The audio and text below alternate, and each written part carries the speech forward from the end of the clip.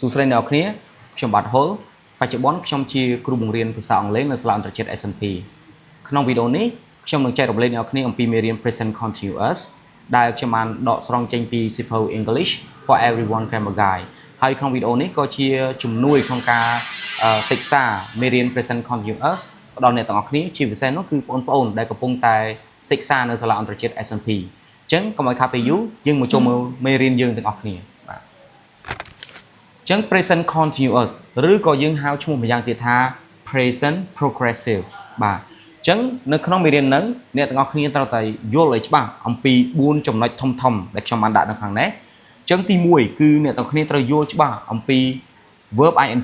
បាទទី2គឺអ្នកទាំងអស់គ្នាត្រូវយល់ច្បាស់អំពីទម្រង់ឬក៏ form ទី3អ្នកទាំងអស់គ្នាត្រូវតែយល់ច្បាស់អំពី time expression ហើយមួយចុងក្រោយគេនោះគឺការប្រើប្រាស់ usage បាទចឹងកុំឲ្យខាត់ពេលយូរយើងមកមើលចំណុចនីមួយៗទាំងអស់គ្នាចឹងចំណុចទី1គឺតកតងជាមួយនឹង verb ing ចឹង verb ing នេះបើសិនជាយើងហៅឈ្មោះវាឲ្យចំមែនទែនទៅគឺគេឲ្យឈ្មោះថា present participle បាទដល់ពេលយើងហៅកាត់យើងបានហៅឈ្មោះអញ្ចឹងទេពេលយើងរៀនគឺយើងហៅថា verb ing ឬក៏ verb time ing បាទអញ្ចឹងដើម្បី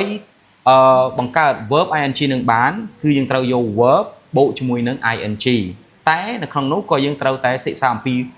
ក្បួនច្បាប់ឬក៏ rule នៃការថែម ing នឹងដែរបាទអញ្ចឹង rule ទី1គឺគ្រប់កិរិយាសព្ទទាំងអស់គឺយើងត្រូវតែថែម ing ជាដាច់ខាតឧទាហរណ៍ដូចជាកិរិយាសព្ទ work បាទយើងថែម ing ទៅជា working play ទៅជា playing cook ទៅជា cooking បាទធម្មតាចូលដល់ rule ទី2 rule ទី2នោះគឺគ្រប់កិរិយាសព្ទទាំងឡាយណាដែលយើងយកមកថែម ing នោះបញ្ចប់ដោយតួអក្សរ e អញ្ចឹងយើងត្រូវលុបតួអក្សរ e នៅខាងចុងនឹងចេញហើយយើងថែម ing ឧទាហរណ៍ដូចជាកិរិយាសព្ទ work make ទៅជា making write ទៅជា writing dance ទៅជា dancing បាទអញ្ចឹងក្នុងនោះអ្នកនរគ្នាត្រូវប្រយ័ត្នមែនទែនបាទចំពោះកិរិយាសព្ទដែលមាន double e ye ឬក៏ oe អញ្ចឹងបើសិនជាឃើញបាទប្រភេទកិរិយាសព្ទដែលមានតួអក្សរទាំងអស់ហ្នឹងអ្នកគ្នាមិនបាច់ថែមមិនបាច់លុប e ចេញទេគឺថែម ing យកតែម្ដងឧទាហរណ៍ពាក្យកិរិយាសព្ទ see ទៅជា seeing die ទៅជា dying hoe ទៅជា hoeing បាទតោះនេះអ្នកគ្នាបាទឥឡូវយើងចូលទៅចំណុចមួយទៀត rule ទី3ចឹង rule ទី3នេះគឺតាកតងជាមួយនឹង CVC អ្នកគ្នាធ្លាប់ឮទេ CVC បាទអញ្ចឹងបើសិនជាកិរិយាសព្ទនឹងមានមួយព្យាង្គហើយកិរិយាសព្ទនឹងវាចូលក្នុងទម្រង់ព្យញ្ជនៈស្រៈព្យញ្ជនៈមានន័យថា consonant vowel consonant CVC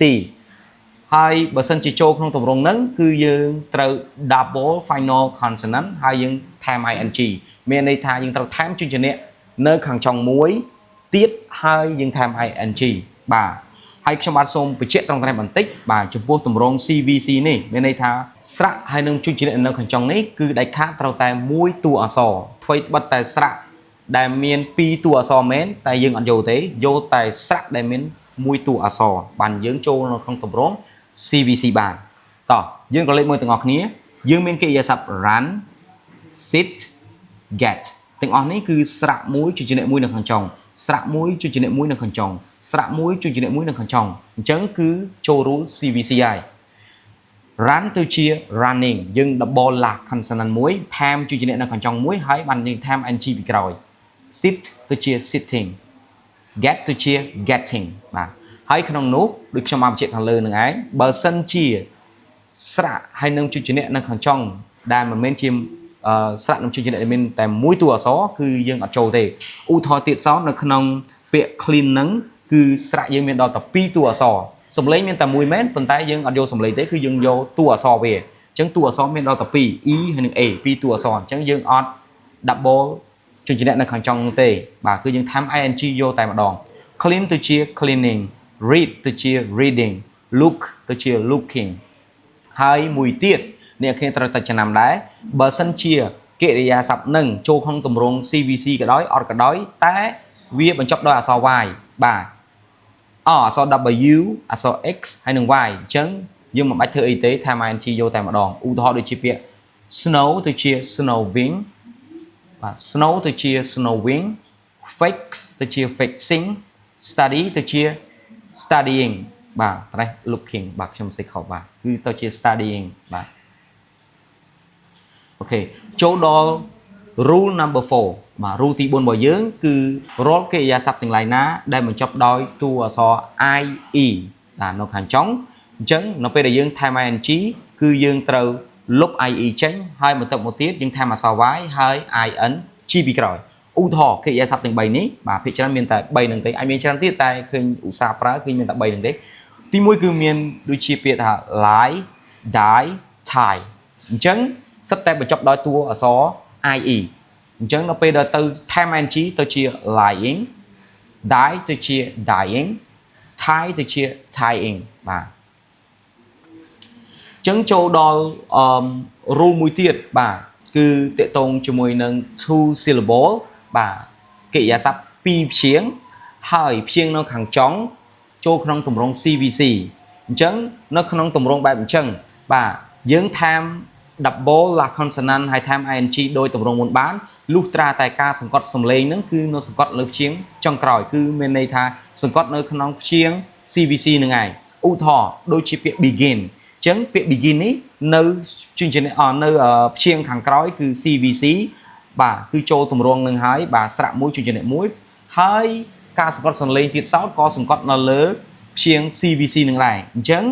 ក្នុងករណីនេះគឺយើងត្រូវថែម double la consonant ហើយថែម ing យកទៅដោយបាទអញ្ចឹងកិរិយាសព្ទ begin បញ្ចប់ដោយតួអក្សរ n ថែម n មួយទៀតហើយ ing begin ទៅជា beginning បាទ forget សង្កត់លើព្យាង្គចុងក្រោយហើយព្យាង្គចុងក្រោយនោះគឺ CVC ដូចគ្នាអញ្ចឹងទៅជាបាទ forgetting បាទដោយឡែកអ្នកគ្នាអាចមើលបានធ្វើម៉េចបើយើងដឹងថាសង្កត់ព្យាង្គណាព្យាង្គណាគឺយើង check dictionary មើលទៅបើសិនឃើញមានសញ្ញាដូចបតក់នេះនៅលើ phonetic symbol នេះ begin អញ្ចឹងសញ្ញាបតក់នៅចំនៅខាងមុខgin ហ្នឹងមានន័យថាវាសង្កត់លើព្យាង្គទី2ហ្នឹងឯងបាទ forget ដូចគ្នាបាទយើងមើលទៅគឺមានពាក្យពីរព្យាង្គ forget អញ្ចឹងការសង្កត់សលេងនេះសញ្ញាបតក់នេះនៅខាងមុខ get អញ្ចឹងមានថាសង្កត់នៅលើសំឡេង get ហ្នឹងឯងអញ្ចឹងគឺចូលក្នុងទម្រង់ហ្នឹងឯងមួយទៀតប្រសិនបើការសង្កត់សង្លេងហ្នឹងគឺនៅព្យាង្គដំបូងវិញមិនមែនថាសង្កត់ព្យាង្គដំបូងហ្នឹងមានន័យថាគឺសង្កត់ព្យាង្គក្រៅពី CVC បាទអញ្ចឹងបើសិនជាសង្កត់សំឡេងនៅព្យាង្គខាងមុខបាទអញ្ចឹងយើងថែម ing ធម្មតាឧទាហរណ៍ដូចជាពាក្យនេះ open បាទ open អញ្ចឹងខាងក្រោយ CVC មែនបាទស្រៈមួយជាចំណុចមួយមែនតែមិនក៏យើងអត់ថែម double n ដោយសារតែវាសង្កត់នៅព្យាង្គខាងមុខមិនមែនសង្កត់ប៉ះព្យាង្គ CVC ទេអញ្ចឹង open ទៅជា opening visit បាទស្កប់ព្យាង្គខាងមុខអ្នកនរអាចមើលបានហើយនេះ visit នេះស្កប់ព្យាង្គខាងមុខទៅជា visiting បាទអញ្ចឹងនៅក្នុងនឹងទៀតសោតដែរបាទក៏មានករណីពិសេសមួយចំនួនដែរតកតងជាមួយនឹងការនិយាយឬក៏ការសរសេរតាមបែបអាមេរិកាំងហើយនិងតាមបែបអង់គ្លេសក៏មានការខុសគ្នាបន្តិចតួចដែរអញ្ចឹងនៅក្នុងពាក្យពីរហ្នឹងដែលខ្ញុំបានបង្ហាញការថែម ing គឺយើង double ក៏បានយើងអត់ក៏បានឧទាហរណ៍ដូចជាពាក្យ travel យើង double la consonant បាទថែម l មានន័យថាថែម l មួយទៀតថែម l មួយទៀតក៏បានឬក៏យើងអត់ក៏បានដូចជា traveling ទៅសេ double l ហើយនឹង traveling អត់ទៅសេ double l ទេមួយទៀត cancel នេះយើងចង់ថែម double l ក៏បានយើងចង់អត់ក៏បានបាទអញ្ចឹងនឹងក៏យើងត្រូវតែយល់ឲ្យច្បាស់ដែរបាទ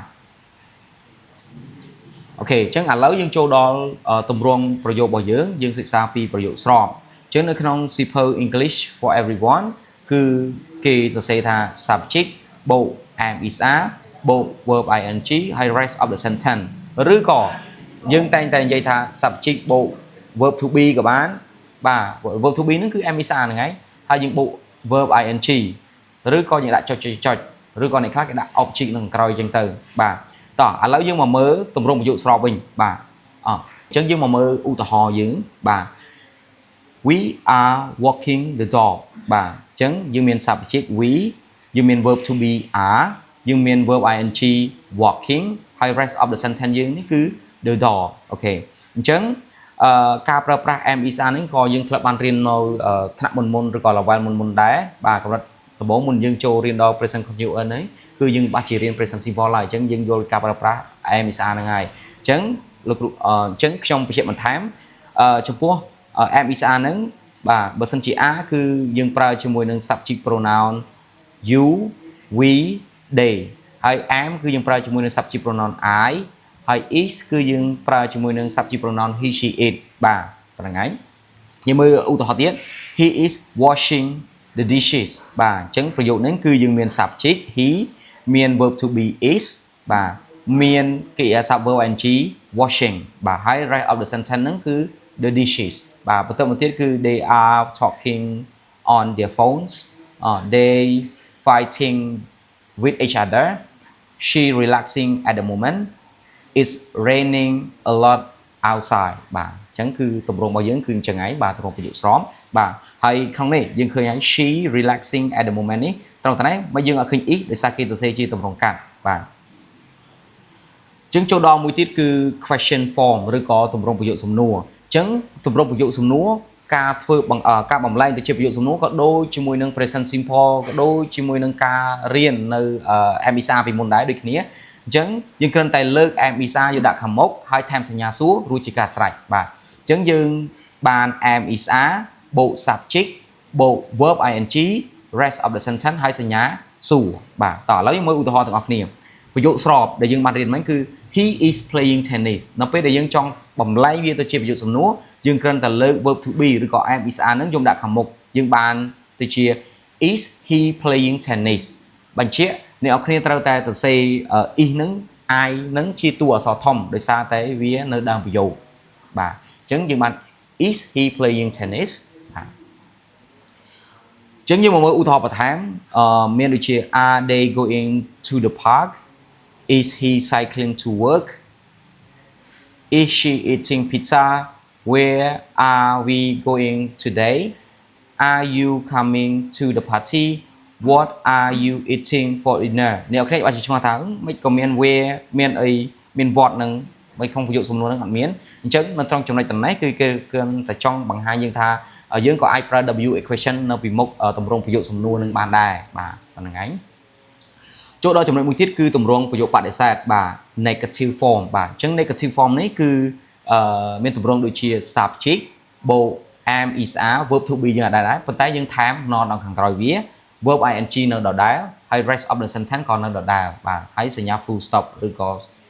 សញ្ញា point ហ្នឹងហើយអញ្ចឹងយើងមកមើលឧទាហរណ៍បាទ he is wearing a tie but he is not ឬក៏ he is ឬក៏ is not ហ្នឹងយើងសេទម្រង់កាត់គឺ isn't wearing a hat អញ្ចឹងមកកណាត់ខាងក្រោយនេះគឺគេទៅសេជាទម្រង់ប្រយោគបដិសេធហ្នឹងហើយបាទមាន subject មាន is am is are យើងហើយថែម not ហើយកិរិយាសព្ទយើងគឺថែម ing ធម្មតាបាទហ្នឹងហើយអូខេយើងមកមើលឧទាហរណ៍បន្ថែមទៀតបាទ he is walking the dog they aren't singing well today បាទសាកទម្រង់